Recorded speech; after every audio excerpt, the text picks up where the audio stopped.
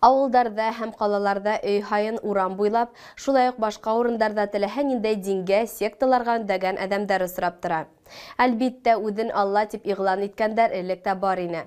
Тик һуңгы осорда замана кешенең рухи яктан аз булуын иҫәпкә алганда, уларның эше бермә-бер арта бара. Дәүләт, йәмғиәт һәм дин әһелдәре был күренештәргә ҡаршы сыға.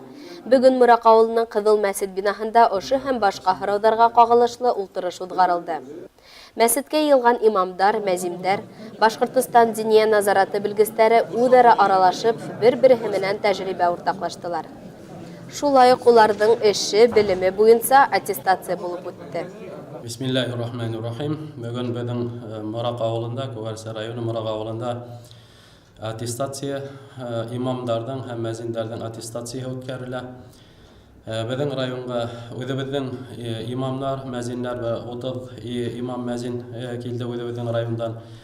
Күрше райондан Йән-Суранан автобус менән килделәр.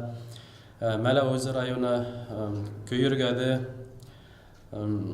Ишембай һәм Ауырғазы райондарынан да Стәрлебаш райондарынан килделәр.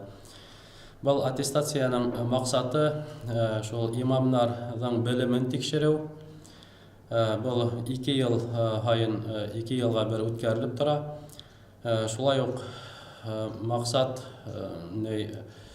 төрлө ярамаған течениялы кешеләр имам булып йөрөмәһеннәр өсөн, кешеләрҙе аҙаштырып китмәһеннәр өсөн, шуға диния назаратынан, Башҡортостан диния назараты шундай экзамендар үткәреп торалар.